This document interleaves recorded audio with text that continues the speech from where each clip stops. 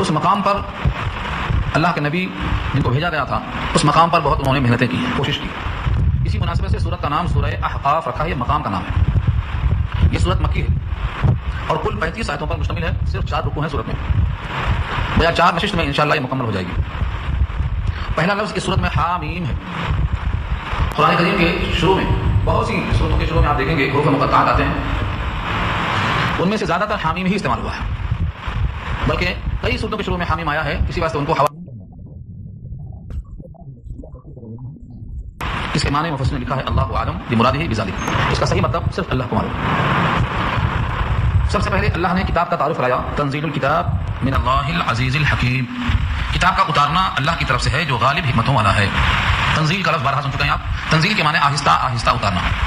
23 سال میں نبی صلی اللہ علیہ وسلم کی حیات 40 سال کی تھی تو شروع ہوا، اور جب 63 سال کی ہوئی تو وہی کا نزول بند ہوا. اس طرح 23 سال میں جو کلام نازل ہوا ہے اس کو تنزیل کہا اللہ نے. تھوڑا تھوڑا اتارنا. یہ بار کی جو آیا ہے وہ انزلنا فرمایا، آسمان دنیا پر نقل کر کے بھیج دیا اللہ نے لوح محفوظ سے. اس کے لیے لفظ انزلنا آیا ہے جو شب قدر میں نزول ہوا ہے. تو ایک شب میں وہاں تک آیا اور بقیہ 23 سال میں نبی کے دل پر آیا. پھر وہاں سے نبی صلی اللہ علیہ وسلم کی زبان سے نکلا اور صحابہ نے اخذ کیا اور ہم تک پہنچا دیا. اس طرح سے آہستہ آہستہ اتارنے کو تنزیل کہا جاتا ہے. الکتاب سے مراد جو کتاب لوح محفوظ میں ہے جس کا یہ نقل کیا اللہ نے. تنزیل الکتاب کتاب کا اتارنا من اللہ اللہ کی طرف سے ہے. کیونکہ مکے والے سمجھتے تھے کہ آپ نے از خود گڑھ کے پیش کر دیا، اس لیے سب سے پہلے توثیق کر دی گئی کہ کسی انسان کا گڑھا ہوا نہیں ہے، یہ اللہ کی طرف سے. اور اللہ کی 2 صفتیں بتائی گئی تاکہ کلام میں یہ 2 صفتوں کی وجہ سے آپ کو اس کا احساس ہو کہ چونکہ وہ عزیز ہے اور عزیز کے معنی زبردست ہے، غلبے والا، لہذا اس کے کلام میں کوئی دخل نہیں دے سکتا. نمبر 2 الحکیم ہے، حکمت والا ہے، لہذا اس کا کوئی کلام حکمت سے خالی نہیں ہے. تو گویا قرآن کریم غالب حکمتوں والا جو رب ہے اللہ اس کی طرف سے نازل ہوا ہے. اصل کلام میں یہ بتانا مقصود ہے کہ ہمارا کوئی عمل حکمت سے خالی نہیں ہے کیونکہ ہم حکیم ہیں. تو زمین اور آسمان جو اللہ کی تخلیق ہے اگر اس کا کوئی مقصد نہ ہو تو پھر لازم آئے گا کہ حکیم نے کوئی کام حکمت کے بغیر کر دیا، اور یہ ممکن نہیں ہے کہ حکیم کا کوئی کام حکمت سے خالی ہو. لہذا زمین اور آسمان کی تخلیق اور ان کے درمیان جو مخلوق ہے ان کو پیدا کرنا ایک مقصد کے تحت ہے. یہ مضمون ابھی آیت میں آیا. ما خلقنا نہیں پیدا کیا ہم نے السماوات آسمانوں کو والارض زمینوں کو وما بینہما اور جو کچھ ان کے درمیان میں ہے. زمین آسمان کے درمیان میں سب کچھ ہے. جتنے بھی خشکی کے جانور ہیں، دریا کے جانور ہیں، حشرات الارض ہیں، کیڑے مکوڑے ہیں، انسان ہیں، حیوان ہیں، وحشی ہیں، سب تو دونوں کے درمیان ہی میں ہیں. ان تمام کی پیدائش پر اللہ نے فرما دیا الا بالحق، مگر حق کے ساتھ. حق کے ساتھ نازل کیا اللہ نے. ان کی تخلیق ٹھیک ٹھیک بنایا. وہ اجل مسمى اور ایک اجل کے معنی مدت اور مسمى کے معنی متعین. ایک متعین مدت تک کے واسطے ہم نے ایک مقصد کے لیے ان کو بنایا ہے. کیا مقصد ہے؟ ہر مخلوق کا، ہر تخلیق کا الگ مقصد ہے. زمین کا الگ مقصد ہے، آسمان کا الگ مقصد ہے، انسان کا الگ مقصد ہے، فرشتوں کا الگ مقصد ہے. ہر ایک کے تخلیق کے مقاصد الگ الگ ہیں، لیکن ایک وقت مقررہ پر سارے کائنات کا نظام درہم برہم ہو جائے. والذین کفروا عما انذروا معرضون اور جنہوں نے کفر کیا جو منکر ہیں، عما انذروا جس چیز سے ان کو ڈرایا گیا ہے، معرضون یہ اعراض کر لیتے ہیں، منہ پھیر لیتے ہیں. ایسا معلوم ہوتا ہے کہ ان پر کسی کا زور نہیں ہے، ان پر کسی کا قبضہ اور غلبہ نہیں ہے، یہ کسی کے ماتحت نہیں ہے، یہ بالکل آزاد ہے. ایسا منہ کو موڑ لیتے ہیں. لیکن اس منہ پہ موڑ لینے سے، اعراض کر لینے سے اور انجان بن جانے سے جو مدت مقرر ہے اس سے آگے تک نہیں جی سکیں گے. وہاں آ کے مدت ختم ہوگی، حیات ختم ہو جائے گی. اعراض کرنے سے کوئی فائدہ نہیں ہے بلکہ نقصان ہے. جتنے دنیا میں معبد کرے ہیں، جتنے سجدہ گاہیں ہیں، جتنے لوگ تذلل اختیار کرتے ہیں، ان تمام انسانوں کو اللہ نے یہاں پر ایک مشورہ یہ دیا ہے کہ بلا بتاؤ تو انہوں نے کیا پیدا کیا ہے، وہ کس چیز کے خالق ہے. ہم نے جو پیدا کیا ہے آپ کے سامنے موجود ہے، لیکن ہمارے ساتھ تم جن کو شریک کرتے ہو انہوں نے کیا پیدا کیا؟ کیا انہوں نے زمین میں کوئی ٹکڑا پیدا کیا ہے؟ آسمان میں کوئی پارٹنرشپ ہے ان کی؟ کوئی کتاب نازل کیا انہوں نے؟ ان کے سجدہ کرنے پر، ان کے معبود ہونے پر کوئی علمی پہلے سے بات چلی آتی ہے جو قابل تحقیق ہے؟ ان میں سے کوئی بات اگر ہے تو پیش کرو. قل ارائیتم بھلا دیکھو تو صحیح، قل آپ کہہ دیجیے بھلا دیکھو تو صحیح، ما تدعون من دون اللہ جن جن کو تم پکارتے ہو اللہ کے سوا، ارونی مجھے دکھلا دو، ماذا خلقوا من الارض انہوں نے زمین میں کیا پیدا کیا. زمین میں انہوں نے کیا پیدا کیا؟ کوئی درخت اگایا؟ بتا دو. زمین کا کوئی پہاڑ ان کا بنایا ہوا ہے, کوئی دریا ان کا ہے. آخر زمین میں ان کی تخلیق ہے کیا؟ یہاں سے صاف معلوم ہوتا ہے کہ زمین میں کسی کی تخلیق نہیں سوائے اللہ کی. کسی کی اگر تخلیق ہوتی تو اس طرح چیلنج نہ ہوتا کہ دکھا دو انہوں نے کیا پیدا کیا زمین میں. معلوم ہوا صرف اور صرف زمین اور آسمان کے درمیان اللہ کی تخلیق ہے. یہیں سے اس بات کا بھی پتہ چل گیا. بہت سارے انسان یہ کہتے ہیں کہ یہ شیر میری تخلیق ہے, یعنی شیر کو میں نے پیدا کیا. یہاں سے معلوم ہو گیا کہ تخلیق نہیں ہے, ترکیب ہے. کچھ لفظ تھے تم نے جوڑ دیا, تو ترکیب کو تخلیق کہنا غلطی ہے. بلڈنگ ہے, لوہا الگ ہے, کنکر الگ ہے, سیمنٹ الگ ہے, آپ نے جوڑ دیا تو ترکیب ہے, تخلیق نہیں ہے. تخلیق کہتے ہیں عدم سے وجود میں لانا پھر جوڑنا. جیسے انسان معدوم تھا, اب موجود ہے, اس لیے مخلوق ہے. پہلے انسان کا وجود نہیں تھا. اللہ نے خود کہا ہے کنتم امواتا, تم مردے تھے. اور اس سے پہلے لم یکن شیئا مذکورا, ناقابل ذکر تھے. یہ بحث انشاءاللہ سورۃ الدہر میں آئے گی. اگر آپ کی عمر 100 سال ہے تو اس سے پہلے آپ کیا تھے؟ لم یکن شیئا مذکورا, ناقابل ذکر تھے. تو معدوم تھے, موجود ہی نہیں تھے. تو تخلیق کہتے ہیں معدوم کو موجود کرنا. اگر کوئی موجودہ شے کو جوڑ دیا وہ تخلیق نہیں, نہ وہ خالق ہے, بلکہ ترکیب ہے, مرکب ہے. اس لیے اللہ نے یہاں چیلنج کیا, ارونی ماذا خلقوا من الارض, دکھلاؤ تو صحیح مجھ کو کہ انہوں نے زمین میں کیا پیدا کیا. سجدہ تو اسی کا ہوتا ہے جو پیدا کرنے والا ہو, جو خود پیدا کیا گیا ہو. سجدہ اس کو کیسے ہو سکتا ہے؟ وسجدوا للہ الذی خلقہن, سورۃ نمل میں بات آئے گی. سجدہ تو اس کا ہوگا جس نے ہم کو وجود بخشا. جو خود ہماری مخلوق ہے, جو خود ہمارا محتاج ہے, اس کا سجدہ کس بنیاد پہ ہو رہا ہے؟ سوال کیا گیا ہے ماذا خلقوا من الارض, زمین میں انہوں نے کیا پیدا کیا. چلو زمین میں نہیں ہے, کچھ آسمان میں ہے. ام لہم شرک فی السماوات, یا آسمانوں میں کوئی شرکت اور ساجھا ہے ان کے لیے. 7 آسمان میں سے ایک ان کا ہے, یا 7 آسمان میں سے ایک تارا ان کا ہے, یا 7 زمین کے اندر 7 آسمان میں جو مخلوقات رہتی ہیں ان میں سے کوئی مخلوق پیدا کیا انہوں نے. کچھ ہے شرکت؟ جتنے معبودان باطلاں ہیں شرکت تو کجا, وہاں تک رسائی بھی نہیں ہے, اس لیے وہاں بھی شرکت نہیں. ایتونی بکتاب من قبل ھذا, لاؤ میرے پاس کوئی کتاب اس سے پہلے کی. اگر ہم نے تورات کو پیش کیا ہے, تورات سے پہلے کی کوئی کتاب لاؤ. قرآن پیش کیا ہے, قرآن سے پہلے کی کوئی کتاب لاؤ. کوئی ایسی کتاب لاؤ جن میں ان کے معبود ہونے کا چرچا ہو. او اثارۃ من علم, یا کوئی علم جو چلا آتا ہو. اثارہ کے معنی آتے ہیں نشانات, پہلے سے چلا رہا ہو, علمی طور پر کوئی بات پہلے سے چلی آ رہی ہو کہ یہ معبود ہیں, ان کے یہ دلائل ہیں, کوئی پیش کر دو. ان کنتم صادقین, اگر تم سچے ہو.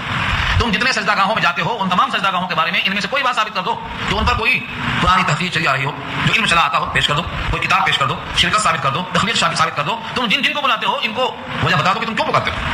یہ توحید کے دلائل پیش کیا اللہ نے. اب اگر کوئی شخص دلائل تو پیش نہیں کرتا ہے مگر ہر درمی کرتا ہے, پھر بھی غیر اللہ کی بندگی کرتا ہے, تو اللہ فرماتے ہیں ومن اضل, اس سے زیادہ گمراہ اور کون ہو سکتا ہے. ومن اضل ممن يدعو من دون اللہ, اللہ کے علاوہ جو پکارتے ہیں ان سے زیادہ گمراہ اور کون ہو سکتا ہے. کیوں, کس کو پکارتے ہیں؟ من, ایسوں کو پکارتے ہیں. لا يستجيب له, کہ وہ ان کے باتوں کا جواب نہیں دے سکتا, اس کی پکار کو نہیں پہنچ سکتا. کب تک؟ الى یوم القیامہ, قیامت کے دن تک. جتنوں کو پکار رہے ہیں لوگ, ان میں سے کسی میں یہ قوت نہیں ہے کہ ان کی پکار پر لبیک کہہ کر فریاد کو پہنچ جائیں. قیامت کے دن تک ان میں کوئی طاقت نہیں آ سکتی. اس قدر گہرا چیلنج ہے کفار قریش کے لیے کہ تم اگر توحید نہیں مانتے ہو اور 360 خداؤں کو پوجا کرتے ہو تو ان کو تم پکارتے مر جاؤ گے, لیکن تمہاری پکار کو سننے پر قادر نہیں ہوں گے. قیامت تک ان میں کوئی طاقت جواب دینے کی نہیں پیدا ہوگی. اگر یہی بات ہوتی تب بھی غنیمت ہے. آگے فرمایا وہم عن دعائہم غافلون, بلکہ وہ لوگ تو ان کے پکارنے سے بھی غافل ہیں. ہمیں کوئی پکار رہا ہے یہ بھی خبر نہیں ہے ان کو. پکار کا جواب دینا, پکار پہ لبیک کہنا, پکارنے والے کے فریاد کو پہنچنا, یہ تو بہت دور کی بات ہے. انہیں یہ بھی نہیں پتا ہوگا کہ ہمیں کوئی پکار رہا ہے. غافل ہے وہ, پکارے جانے سے غافل ہیں. وہم عن دعائہم غافلون, ان کو خبر نہیں ان کے پکارنے کی. اس کے بعد ایک اور درجہ رکھا اللہ نے. چلو پکارے جانے سے وہ غافل ہیں, تمہاری فریاد کو نہیں پہنچنے والے ہیں. اتنی ہی بات ہوتی تب بھی چلو سودا صرف گھاٹے کا تھا. لیکن ان کا حال تو یہ ہے کہ جب قیامت میں لوگ جمع ہوں گے, قیامت میں سارے انسان جمع کیے جائیں گے, تو یہ لوگ جن کی پوجا کی گئی تھی وہ سب کے سب دشمن بن جائیں گے پوجا کرنے والوں کے. وَإِذَا حُشِرَ النَّاسُ, اور جب لوگ جمع ہوں گے, حشرہ فعل مجہول ہے, جمع کیے جائیں گے تو جمع ہوں گے. وَإِذَا حُشِرَ النَّاسُ, اور جب لوگ جمع ہوں گے, كَانُوا لَهُمْ أَعْدَاءَ, وہ ہوں گے ان کے دشمن. کیوں ہماری پوجا کی تھی؟ کیا ہم نے کہا تھا کیا ہم مخلوق کے خالق تھے؟ ہماری پوجا کیوں تھی؟ کیا ہم رازق تھے؟ کیا ہم نے پانی بسایا تھا؟ کیا ہم نے تمہیں کپڑا دیا تھا؟ تم نے ناحق ہم کو سجدہ کر کے جہنم کا ایندھن بنا دیا. جتنے معبود ہیں سب جہنم کا ایندھن بنیں گے. سورۃ تحریم پر 28. اس لیے ان کو غصہ آئے گا کہ تم ہماری پوجا کر کے ہم کو جہنم بنانے کا سبب بنا دیا, تو دشمن ہو جائیں گے وہ. وَكَانُوا بِعِبَادَتِهِمْ كَافِرِينَ, اور وہ عبادت کرنے والوں کی عبادت سے انکار کریں گے, منکر ہو جائیں گے, کہیں گے اللہ انہوں نے ہماری عبادت نہیں کی ہے, انکار کریں گے وہ. کیونکہ جہنم میں اللہ نے جو آگ لگایا ہے اس آگ کو بھڑکایا کس سے؟ وقودها الناس والحجارہ, پتھر اور انسان ملا کر لگائیں گے. یہ کون سا پتھر ہے جن کی پوجا کی گئی؟ وہ کون سا انسان ہے جنہوں نے پتھروں کی پوجا کی؟ اسی کو دوسرے مقام پہ کہا اللہ نے ضعف الطالب والمطلوب, طالب مطلوب دونوں کمزور ہیں. اور دوسرے مقام فرمایا سورہ انبیاء میں انکم وما تعبدون من دون اللہ حسب جہنم, تم اور جس کی تم پوجا کرتے ہو دونوں جہنم کا ایندھن. اسی بات ان کو غصہ آئے گا اور جب لوگ جمع ہو جائیں گے تو دشمن بن جائیں گے اپنے پوجا کرنے والوں کے, اور اللہ سے کہیں گے کہ ہم ان کی عبادت کو نہیں جانتے, ان کے پکارنے کو ہم نہیں مانتے. انہوں نے پکارا ہماری مرضی کے بغیر پکارا ہوگا, ان کے پکارنے کا ہمیں کوئی احساس نہیں, انکار کرنے والے ہوں گے. وکانوا بعبادتہم کافرین. کفار قریش کو یہ سمجھایا جا رہا تھا. اس کا مطلب نہیں کہ صرف انہی کے لیے ہے, آج بھی آپ جس شہر میں ہیں ہزاروں کروڑوں انسان ہیں جو اس کے مستحق ہیں کہ ان کو سمجھایا جائے, یہی بات ان کے لیے پیش کی جائے. وَإِذَا تُتْلَىٰ عَلَيْهِمْ آيَاتُنَا بَيِّنَاتٍ, یہ ہے نتیجہ. ان کے ساتھ کیا ہوا تھا, آج وہی ہوگا. اگر آپ یہ حق پیش کریں گے تو آپ کے ساتھ وہی ہوگا جو ان کے ساتھ ہوا تھا پیش کرنے والوں کے ساتھ.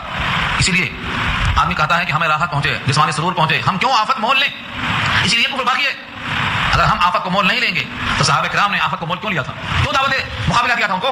یہ پیغام پیش کر کے دعوت مقابلے کی دینا یہ انبیاء کی سنت ہے، یہی تو اصل مجاہدہ یہی ہے۔ وَإِذَا تُتْلَىٰ عَلَيْهِمْ آيَاتُنَا بَيِّنَاتٍ، اور جب پڑھی جاتی ہیں ان پر ہماری آیتیں کھول کر کھلی ہوئی آیتیں پیش کی جاتی ہیں۔ اور الَّذِينَ كَفَرُوا لِلْحَقِّ لَمَّا جَاءَهُمْ، تو انہوں نے کہا جنہوں نے کفر کیا ہے سچی بات کے بارے میں جب ان تک وہ بات پہنچی ہے، کیا کہا ہے؟ هَذَا سِحْرٌ مُبِينٌ، یہ کھلا ہوا جادو ہے، کھلا ہوا جادو ہے۔ جادو کیوں کہا؟ کیونکہ جادو کا اثر تو ہوتا ہے لیکن جادو نظر نہیں آتا۔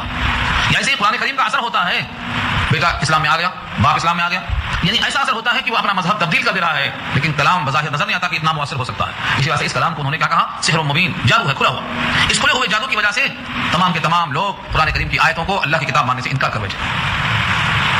ہم یقولون افتراہ، ایک کافروں کا خیال تھا کہ قرآن اللہ کی کتاب نہیں ہے بلکہ سید الانبیاء نے از خود گڑھ کے پیش کر دیا۔ ہم یا یقولون، وہ لوگ کہتے ہیں افتراہ ہو، گڑھ لیا ہے اس کو، افتراء کے معنی گڑھنا، مفتری کہتے ہیں گڑھنے والے کو۔ کافر کہتے ہیں کہ انہوں نے قرآن کریم کو گڑھ کے پیش کر لیا ہے۔ قل ان افتریته فلا تملكون لي من الله شيئا هو اعلم بما تفيضون فيه كفى به شهيدا بيني وبينكم وهو الغفور الرحيم۔ کفار قریش کے ان تمام باتوں کے جواب میں کہلوایا گیا ہے، آپ کہہ دیجئے ان افتریته، اگر میں نے گڑھ کے پیش کیا ہوتا، جیسا کہ تمہارا عقیدہ ہے کہ میں نے گڑھ لیا ہے، بفرض محال سپوز اگر میں نے گڑھ کے پیش کیا ہوتا، فلا تملكون لي من الله شيئا، تو کوئی بھی اللہ کے مقابل میرا کچھ بھی مالک نہیں ہوتا۔ میری ہلاکت کا انجام کون سنبھالتا؟ کون ہے مجھے بچانے والا اللہ کے مقابل میں؟ اگر میں اللہ کی طرف منسوب کر دیتا اور اپنی بات کہتا تو اللہ کے عذاب سے جو جاتا کو، کیا مجھ کو اللہ کے عذاب کا اتنا بھی خوف نہیں ہے کہ میں اپنی بات کو کر کے لگا دوں کہ اللہ کی بات ہے؟ فلا تملكون لي من الله شيئا، تم میرے مالک نہیں ہو سکتے ہو اللہ کے مقابل کچھ بھی۔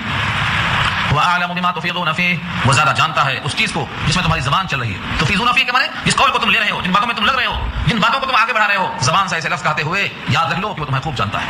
کفا، کافی ہے، بہی، اس بات پر، شہیدن، گواہ ہونے کے اعتبار سے، بینی و بینکم، میرے تمہارے درمیان، بینی و بینکم، میرے تمہارے درمیان گواہی دینے کے واسطے اللہ کافی ہے۔ تم جو بات کہہ رہے ہو کہ میں نے گڑھ کے پیش کر دیا ہے، اس تمہارے بات پر اللہ کو خوب علم ہے، وہ گواہی دینے کے واسطے کافی۔ فوراً عذاب کیوں نہیں آتا؟ اس کا جواب ہے وہ الغفور الرحیم، وہ مغفرت کرنے والا، رحم کرنے والا ہے۔ فوراً پکڑ لیتا تو اس زمین پر جتنے چلنے والے ہیں کسی کو جینے کا حق نہیں رہتا۔ فوراً اگر پکڑ لیتا، اگر ہر غلطی پہ مواخذہ کر لے، مگر اللہ کی شان یہ ہے کہ وہ ہر غلطی پر فوراً مواخذہ نہیں کرتا۔ وَلَوْ يُؤَاخِذُ اللَّهُ النَّاسَ بِمَا كَسَبُوا مَا تَرَكَ عَلَىٰ ظَهْرِهَا مِن دَابَّةٍ، اگر ہر غلطی پر مواخذہ کر لے تو زمین پر چلنے والا ایک بھی چوپایا انسان باقی نہیں رہے گا۔ تو یہ غفور اور رحیم کی صفت ہے، مغفرت کرنے کا وعدہ، رحمت کرنے کا وعدہ، تاکہ آج بھی تم اللہ کے کلام کو تسلیم کر لو۔ تو کفار قریش کا ایک اشکال تھا یہ کہ یہ کلام انسانی ہے، اللہ کے نبی نے خود گڑھ کے پیش کر دیا ہے، اسی لیے شروع سے دیکھے آپ دیکھ رہے ہیں قرآن کریم کے اللہ کی طرف سے نزول کا تذکرہ بار بار آ رہا ہے۔ اب ایک اور جواب جس کی ہر درمی کتنی بھی عام ہو لیکن یہاں اس کو چپ ہونا پڑے گا۔ قل ما كنت بدعا من الرسل وما ادري ما يفعل بي ولا بكم ان اتبع الا ما يوحى الي وما انا الا نذير مبين۔ اس آیت میں یہ پیغام دیا ہے کہ تم اس سے پہلے جو رسول آئے ہیں، حضرت موسیٰ کو مانتے ہو، حضرت عیسیٰ کو مانتے ہو، اور بہت سے نبیوں کو مانتے ہو، ابراہیم کو مانتے ہو۔ کیا میں کوئی انوکھا نبی ہوں کہ اب تک کوئی نبی آیا نہیں تھا؟ میں پہلی بار نبوت کی ایجاد کر رہا ہوں، رسالت کا انسانوں کے پاس آنا کوئی انوکھا تجربہ تھوڑی کر رہا ہوں۔ میں کوئی نیا نبی نہیں ہوں بلکہ جو نبوت کا سلسلہ جاری ہے آدم سے لے کر، جن میں سے بہتوں کو تم مان چکے ہو، اسی نبوت کی ایک کڑی میں بھی ہوں۔ اگر تم حضرت موسیٰ کو مان سکتے ہو، حضرت عیسیٰ کو مان سکتے ہو، ابراہیم کو مان سکتے ہو، تو پھر میری نبوت میں تم کو تعجب تم کیوں ہو رہا؟ قل، آپ کہہ دیجیے ما كنت بدعا من الرسل، میں رسول میں نہیں ہوں، ما كنت میں نہیں ہوں، بدعا کے معنی نیا ایجاد کرنے والا، من الرسل رسولوں میں سے، وہ رسولوں میں سے میں کوئی نیا ایجاد کرنے والا نہیں ہوں۔ اس لیے جب تم نے بہت سے رسولوں کو مان لیا ہے تو اس رسالت کی ایک کڑی کو نہ ماننے کی کیا وجہ ہو سکتی ہے؟ دلائل کے ڈھیر لگے۔ اب یہاں سے ایک جملہ ہے جس کا ایک پس منظر بھی ہے، وما يفعل بي ولا بكم، اور مجھ کو نہیں معلوم کہ کیا کیا جائے گا میرے ساتھ اور تمہارے ساتھ۔ یہ جملہ اس وقت کا ہے کیونکہ آیت مکی ہے، یہ پوری صورت مکی ہے، جب نبی صلی اللہ علیہ وسلم کو بتایا نہیں گیا تھا، اس وقت کا یہ جملہ ہے۔ ما كنت بدعا من الرسل کے بعد کا ٹکڑا کیا ہے؟ وما ادري ما يفعل بي ولا بكم، مجھے نہیں معلوم کہ میرے ساتھ کیا ہوگا، تمہارے ساتھ کیا ہوگا۔ یہ اس وقت کی بات ہے جب آپ کو بتایا نہیں گیا تھا، لیکن جب بعد میں معلوم ہو گیا کہ میں جنت کا دروازہ کھولنے کے لیے کھٹکا ماروں گا، میرے حکم سے بلال کھٹکا ماریں گے، دروازہ میرے واسطے کھلے گا، اور آپ نے خود اپنے صحابہ میں سے 10 کے بارے میں کہا دیا کہ یہ 10 صحابہ جنتی ہیں، عشرہ مبشرہ ہیں، اور بعد میں آیتیں آئیں کہ سارے صحابہ جنتی ہیں، خود قرآن کریم کی آیتیں موجود ہیں۔ ان تمام کے بعد معلوم ہو گیا کہ جنتی کون کون ہے، لیکن جب تک یہ آیتیں نازل نہیں ہوتی اس وقت کا یہ ٹکڑا ہے کہ مجھے نہیں معلوم کہ میرے ساتھ کیا ہوگا اور تمہارے ساتھ کیا ہوگا۔ اس کو ٹکڑے کو لے کر اگر کوئی یہ کہے کہ رسول اللہ کو نہیں معلوم کہ میرے ساتھ کیا ہوگا تو پھر ہمارے بارے میں کیا خبر دیں گے؟ تو یہ اصل مکی آیت ہے، تو اس وقت کی بات ہے جو تمام آیتیں بشارتیں نازل نہیں ہوئی تھی، اسی واسطے اس کو اچھی طرح رکھنا چاہیے۔ اور ایک موقع تھا نبی صلی اللہ علیہ وسلم کے سامنے، صحابہ کے درمیان میں نبی نے مواقعات قائم کی تھی، ایک مہاجر ایک انصار، ایک مہاجر ایک انصار، یہ مواقعات بولتے ہیں اس کو۔ آخا نبی صلی اللہ علیہ وسلم، آخا مانے مواقعات قائم کیا۔ ایک صحابیہ ہیں ام العلاء انصاریہ رضی اللہ عنہ، ان کے ساتھ جن کو جوڑا آپ نے وہ عثمان بن مظعون ہے، دونوں کو جوڑ دیا۔ انصاریوں نے اپنا گھر پیش کر دیا، بلکہ بعض روایتوں میں بخاری کی یہ بھی ہے کہ انہوں نے کہا میری 4 بیویاں ہیں، ان میں سے تم کو جو پسند ہے میں اس سے طلاق دیتا ہوں، تم نکاح کر لو۔ لیکن صحابہ کرام نے ان کے ایثار کی قدر کیا، کسی کو طلاق دے کر نکاح کرنے کا واقعہ ہمیں نہیں ملا، سب نے نکاح خود کیا۔ اس موقع پر میں نے سنا کیا ہے کہ ام العلا انصاریہ کے حصے میں عثمان بن مظعون آئے، وہ بیمار پڑ گئے۔ جب بیمار پڑ گئے تو انہوں نے خوب خاطر تواضع کی، اور آپ کو شاید یہ معلوم ہے کہ ہجرت کے 5ویں سال سن 5 ہجری کے بعد پردے کا حکم نازل ہوا تھا، تب تک پردے کا حکم نازل نہیں ہوا تھا، اور یہ مکی صورت ہے۔ عثمان بن مظعون رضی اللہ تعالیٰ عنہ بیمار پڑ گئے، انتقال بھی ہو گیا۔ تو حضرت ام العلا فرماتی ہیں میں گواہی دیتی ہوں کہ تم جنتی ہو، ان کی نیکیاں دیکھ کے، ان کا ایمان دیکھ کے۔ اس موقع پر نبی صلی اللہ علیہ وسلم فرمایا کہ تم کیسے کہہ سکتی ہو کہ تم جنتی ہو جبکہ مجھے نہیں معلوم میں رسول اللہ ہوں کہ میرے ساتھ کیا ہوگا، تمہارے ساتھ کیا ہوگا۔ اس موقع کا ٹکڑا ہے، تم کس طرح فیصلہ کر سکتی ہو کہ جنتی ہیں وہ جبکہ مجھے نہیں معلوم کہ میرے ساتھ کیا ہوگا اور تمہارے ساتھ کیا ہوگا۔ خاتون نے کہا میں توبہ کرتی ہوں اللہ کی جناب میں، آئندہ ایسا جملہ ادا نہیں کروں گی۔ پھر رات میں خواب میں دیکھا کہ ایک بہت بڑی نہر ہے، سفید پانی ہے، اور اس میں عثمان بن مظعون نہا رہے ہیں۔ ام العلا نے خواب میں جب دیکھا تو حضور سے بیان کیا، حضور نے کہا کہ یہ عثمان بن مظعون کی جو نیکیاں ہیں وہ پانی کے دھاروں کی شکل میں ہیں، اس میں نہانا نیکیوں میں کھیلنا ہے۔ بات وہی ہوئی جو انہوں نے کہا تھا، لیکن کہنے کا حق نہیں ہے۔ ایمان عمل صالح کو تولیں گے اللہ، جیسا جو بندہ حاضر ہوگا وہ عطا کیا جائے گا، لیکن کہنے کا فیصلہ دینے کا حق کسی کو نہیں ہے۔ تو یہ جملہ اس کڑی کا حصہ ہے، ایسے موقع پر کہا گیا ہے۔ فرمایا کہ میرے ساتھ کیا ہوگا مجھے نہیں معلوم، تمہارے ساتھ کیا ہوگا نہیں معلوم۔ ان اتبع الا ما یوحى الی، میں اتباع کرتا ہوں اس چیز کی جو وحی کی جاتی ہے میری طرف، مطلب میں خود قدم بقدم وحی الہی کے مطابق چلتا ہوں۔ ایسا کھاؤ، ایسا سو، ایسا چلو، ایسا بولو، فلاں کے پاس جاؤ، جو حکم مجھ کو ملتا ہے اس حکم الہی کی نگرانی میں چلتا ہوں۔ میرا ایک ایک قدم اور میرا ایک ایک مرتبہ اور ایک ایک منزل اللہ کی طرف سے وحی آتی ہے، اس کے مطابق ہوتا ہے۔ وما انا الا نذیر مبین، اور میں نہیں ہوں مگر کھول کھول کر سنا دینے والا، ڈرا دینے والا، اللہ کا پیغام بتا دینے والا۔ میرا موقف یہ ہے کہ میں ہر ایک کو کھلا کھلا ڈر سناتا ہوں تاکہ وہ اپنی اصلاح کر لے۔ اب بہت اہم بات یہ آ رہی ہے کہ کچھ یہودی اسلام میں آئے اور کچھ یہودی مخالفت میں تلے رہے۔ میں نے عرض کیا تھا کہ 10 یہودیوں کے سردار تھے علمی اعتبار سے، بڑے بڑے قائد۔ فرمایا نبی صلی اللہ علیہ وسلم نے اگر یہ 10 میں سے 10 بڑے عالم ایمان لے آئیں تو ایک بھی یہودی اسلام کے باہر نہیں رہے گا، سب اندر آ جائیں گے۔ لیکن اس میں سے صرف 2 آئے، عبداللہ بن سلام اور کعب احبار، بقیہ کوئی بھی نہیں آیا۔ اسی واسطے ان دونوں کے فالوورز اسلام میں آئے، بقیہ 8 باقی رہ گئے۔ ان کی طرف اشارہ اس آیت میں ہو رہا ہے، یہ ہو رہا ہے کہ اگر تم نے اللہ کی کتاب کا انکار کیا جبکہ تمہیں میں سے 2 آدمیوں نے شہادت دے دی، ایک اشہد اللہ کہہ کر اور ایک اشہد ان محمدن کہہ کر، تمہارے لوگوں نے شہادت دے دی اور تم نے اس کا انکار کر دیا، تو تم اللہ کے پاس کیا جواب دے سکو گے کہ تمہارا ہی عالم، تمہارا ہی مولوی اور تمہارا ہی پادری اور تم جس کے فالوور تھے اس نے تو کلمہ پڑھ کے اسلام میں قبول کر لیا اسلام کو، اور تم آج بھی اس کا انکار کرتے ہو، بھلا اب تمہارے پاس گنجائش انکار کرنے کی کہاں سے بات کری؟ یہ مضمون اگلی آیت کا، قل ارائیتم، آپ کہہ دیجیے بھلا دیکھو تو صحیح، ان کان من عند اللہ، اگر وہ کلام اللہ کی طرف سے ہو، ان کان من عند اللہ، اگر وہ کلام، اگر وہ نایتیں اللہ کی طرف سے ہوں، فکفرتم بہ، اور تم نے اس کا انکار کر دیا۔ اللہ کی طرف سے نہ ہو انکار کر دیا وہ تو الگ مسئلہ ہے، اگر فرض کرو وہ اللہ کی طرف سے ہیں اور تم نے اس کا انکار کر دیا۔ وشہد شاہد من بنی اسرائیل علی مثلہ، اور گواہی دیا ایک گواہی دینے والے نے بنی اسرائیل میں سے ایک ایسی کتاب کی، تمہارے ہی لوگوں میں سے، بنی اسرائیل میں سے، اسے مراد عبداللہ بن سلام ہے اور کعب احبار ہیں، تمہیں میں سے اس کتاب کی گواہی دے چکے ہیں۔ فآمنا، اور پھر اس کے بعد ایمان بھی لائے، صرف گواہی دے کر خاموش نہیں بیٹھ گئے بس ایمان لائے۔ عبداللہ بن سلام کا تفصیلی واقعہ بخاری میں موجود ہے کہ کیسا ایمان لائے۔ ہڈرم نہیں تھے، قوم ہڈرم تھی، لیکن قوم کے اندر یہ دونوں افراد جو عالم تھے، تورات کے ماہر تھے، یہودیوں کے بڑے سردار تھے، انتہائی دلائل کو سن کر سمجھ کر اسلام کو پرکھ کر نبی کے ہاتھ پر اسلام میں داخل ہوئے۔ لکھا ہے امام بخاری نے کہ نبی صلی اللہ علیہ وسلم کے آنے کی خبر ہوئی، یہ آیت مدنی نہیں ہے، مکی ہے، لیکن اس طور پر یہ مکی ہے کہ اس میں پیشین گوئی ہے عبداللہ بن سلام کے ایمان لانے کی۔ ابھی اسلام میں آئے نہیں مگر آئیں گے وہ، کیونکہ لفظ یہاں ان کان من عند اللہ، اگر ایسا ہو کہ وہ باتیں اللہ کی طرف سے ہوں اور تم میں سے بعض لوگ اسلام میں آ جائیں تو تمہارا کیا موقف رہے گا؟ بادشاہ نے کہا کہ یہ ایک آیت مدنی ہے، لیکن اکثر نے کہا ہے کہ یہ آیت مدنی نہیں ہے، مکی ہے، پیشین گوئی ہے کہ اہل کتاب میں سے 2 اسلام میں آئیں گے۔ حضرت عبداللہ بن سلام باغوں میں تھے، کھجور چن رہے تھے، ہاتھوں میں کھجوریں تھیں، وہ مٹھی بھر کے کھجوریں پھر لا کے تھیلے میں ڈالتے تھے۔ جب خبر کان میں آئی کہ حضور مکے سے مدینہ آ رہے ہیں تو جو مٹھی میں کھجور تھی تھیلے میں رکھنے میں تاخیر محسوس کیا، اسی کھجور کو لے کر چلے آئے ہاتھوں میں، اتنا تاخیر کو برداشت نہیں کیا۔ اور اگر طویل سوال جواب ہے میں خلاصہ کر دوں اس کا، نبی صلی اللہ علیہ وسلم کے پاس پہنچ کر سلام ہونے کے بعد گفتگو شروع ہوتی ہے، فرماتے ہیں کہ میں آپ سے صرف 3 سوال کروں گا، اور تورات میں لکھا ہے کہ ان 3 سوالوں کا جواب سوائے سید الانبیاء کے کوئی دے نہیں سکتا، آنے والے نبی کی علامت ہے۔ سوچو ترازو میں تول رہے ہیں اور وہ 3 سوال کر لیا، 3 سوالوں کو اچھی طرح سے ذہن نشین کر لو۔ 3 سوال کیا تھے؟ فرمایا یہ بتائیے کہ جنت کی پہلی رضا کیا ہوگی، دوسرا سوال یہ ہے کہ علامات قیامت کی پہلی علامت کیا ہوگی، اور تیسرا سوال یہ ہے کہ بچہ کبھی باپ کی شکل میں جاتا کبھی ماں کی شکل میں جاتا، اس کی وجہ کیا ہوگی۔ سوال ختم ہوا، فرمایا نبی صلی اللہ علیہ وسلم نے تم سوال کر رہے تھے اور میرے دائیں طرف جبریل میرے کان میں جواب دے رہے تھے، اس کا جواب یہ، اس کا جواب یہ۔ جبریل نے کہا کہ پہلی رضا جنت کی مچھلی کے زائدے کا کباب ہوگا، مچھلی کے زائدے کا کباب ہوگا، زائدۃ کبید الحوت، مچھلی کے کلیجے پر سفیدی ہوتی ہے، اس سفیدی کا کباب پیش کیا جائے گا۔ اس روایت میں یہی ہے۔ دوسری روایت میں بخاری کے بیل کا کباب بھی پیش کیا گیا ہے، جس کو لوگ آج کل بڑے کا بولتے ہیں، ہاں بڑے کا، بیل کا کباب وہاں پیش کیا جائے گا، تب کیا کریں گے؟ دونوں روایتیں، مگر اس روایت میں تو مچھلی کے دائرے کا کباب ہے، یہ پہلی غذا ہوگی. اور علامات قیامت میں سے پہلی علامت کیا ہوگی؟ ایک آگ نکلے گی تارے عدن سے اور سارے انسانوں کو سمیٹ کر اکٹھا کر دے گی. جہاں رات ہوگی وہاں خود بھی رک جائے گی، لوگ بھی رک جائیں گے. وہ آگ سارے انسانوں کو سمیٹ کر لائے گی. اور بچہ باپ کے اور ماں کے مشابہ اس لیے ہوتا ہے کہ دونوں میں سے جس کا پانی غالب آتا ہے بچہ اس کی شکل پہ جاتا ہے. یہ تینوں جواب جب دیا، عبداللہ بن سلام نے کہا ہاتھ بڑھائیے، اور ہاتھ پہ ہاتھ رکھ کر اشہد ان لا الہ الا اللہ و اشہد ان محمدا عبدہ ورسولہ کا اقرار کر لیا. اسلام میں داخل ہو گئے. اور فرمایا کہ جبریل ہمارے دشمن ہیں، یہود ان سے بہت نفرت کرتے ہیں، لیکن یہودی قوم بڑی ہٹ درم ہے، بڑی ضدی ہے. اس کی ضد کو اگر دیکھنا چاہتے ہیں، ہٹ دھرمی کو دیکھنا چاہتے ہیں تو مجھے پردے میں چھپا دیجئے، میرے بارے میں پوچھ لیجیے، تعریف کریں گے. اور جب آپ بتائیں گے کہ وہ اسلام میں آ گئے تو گالیاں دیں گے اسی لمحے، دیر نہیں ہوگی. ایسا ہی ہوا. نبی صلی اللہ علیہ وسلم نے عبداللہ بن سلام کو پیچھے ڈال دیا پردے میں. پوری قوم یہودیوں کی آ گئی، بڑے بڑے سردار آئے، باتیں شروع ہوئیں. آپ نے کہا میں ایک بات پوچھتا ہوں کہ تمہارے درمیان عبداللہ بن سلام کا کیا مقام ہے؟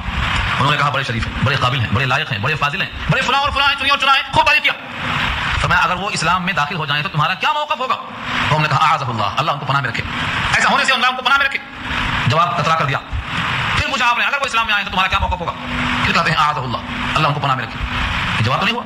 آپ نے پھر تیسری بار پوچھا، میں یہ پوچھتا ہوں کہ اگر وہ اسلام میں داخل ہو جائیں تو تم ان کو فالو کر کے اسلام میں داخل ہوں گے، تمہارا کیا موقف ہوگا؟ پھر قوم نے یہی کہا اعاذہ اللہ، ان کو اللہ پناہ میں رکھے. 3 دفعہ یہی جملہ کہا انہوں نے.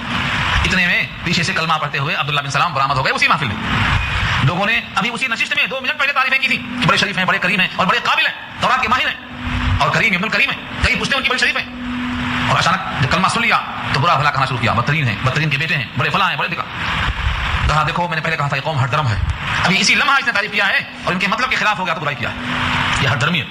آج کتنے مسلمان ہیں جو اسی ترازو میں تولتے ہیں لوگوں کو، ہمارے مطلب کی بات ہے تو آدمی اچھا ہے، ہمارے مطلب کی بات نہیں ہے تو آدمی برا ہے. یہ یہودیوں کی قوم سے نکلے ہوئے لوگ انسان. صحیح مسلمان، صحیح مومن وہ ہے جو حق کے ترازو میں تولے، اور حق وہ ہے جو اللہ نے نازل کیا. ہمارے اور اپنے سب اسی ترازو میں تولے جائیں جیسا بدر میں تولا گیا. تو یہودیوں کا یہ مشورہ تھا کہ وہ ہٹ درمی کرتے تھے. آج بہت سے مسلمان طرفداری کرتے ہیں، ہٹ درمی کرتے ہیں، حق سے بغاوت کرتے ہیں. اسلام میں جو حق کو دے کر فیصلہ کرتا ہے وہ عبداللہ بن سلام کا چاہنے والا ہے، اور جو حق دے کر فیصلہ نہیں کرتا ہے وہ دوسرے یہودیوں کی طرف چلنے والا ہے. عبداللہ بن سلام نے حقائق کو دیکھا، اسلام قبول کر لیا. کعب احبار نے دیکھا، اسلام کو قبول کر لیا. اس آیت کا پیغام دیکھو، قل ارأیتم ان کان من عند اللہ، بھلا دیکھو تو صحیح اگر وہ اللہ کا کلام ہو، اللہ کے یہاں سے آیا ہو، وکفرتم به، اور تم نے اس کا انکار کر دیا. وشہد شاہد من بنی اسرائیل، اور گواہی دے چکا ہو ایک گروہ، ایک گواہ بنی اسرائیل میں سے، علی مثلہ، ایسی ہی کتاب پر. فآمنا، پھر ایمان بھی لایا. واستکبرتم، اور تم نے غرور کیا، تکبر کیا اور اعراض کیا. ان اللہ لا يهدي القوم الظالمین، ظالم قوم کو اللہ ہدایت نہیں دیتے. اور ظالم کا مطلب اپنے آپ پر ظلم کرنے والا یا اللہ کی آیتوں پر ظلم کرنے والا، یعنی ہٹ درمی کرنے والا. ہٹ درمی کرنے والے کو اللہ ہدایت نہیں دیتے ہیں. اس لیے تمہارے اس کتاب کی تصدیق تمہاری قوم کے لوگوں نے کر دیا ہو اگر، تو تم کو بھی سوچنا چاہیے محض اناد، ہٹ درمی اور تعامل سے انکار کرتے رہنا یہ ظلم ہے اور ظالم کو ہدایت نہیں دی جاتی ہے. یہ مضمون پہلا رکوع یہاں پر پورا ہوا. دوسرے رکوع میں اللہ تعالیٰ نے بہت سی مثالیں پیش کی ہیں، ماں باپ کی عظمت کا تذکرہ کیا ہے. یہ گفتگو انشاءاللہ آئندہ ہوگی. دعا کر لیجیے. الحمد لله رب العالمين والصلاة والسلام على سيد المرسلين يا حي يا قيوم برحمتك نستغيث اللهم إنا نسألك الهدى والتقى والعفاف والغنى اللهم آت نفسي تقواها أنت وليها ومولاها وأنت خير من زكاها رب ارحمهما كما ربياني صغيرا رب زدني علما رب اجعلني مقيم الصلاة ومن ذريتي ربنا وتقبل دعاء اللهم إنا نسألك من خير ما سألك منه نبيك محمد صلى الله عليه وسلم ونعوذ بك من شر ما استعاذك منه نبيك محمد صلى الله عليه وسلم أنت المستعان وعليك البلاغ ولا حول ولا قوة إلا بالله وصلى الله تعالى على خير خلقه سيدنا مولانا محمد وآله وأصحابه أجمعين برحمتك يا أرحم الراحمين.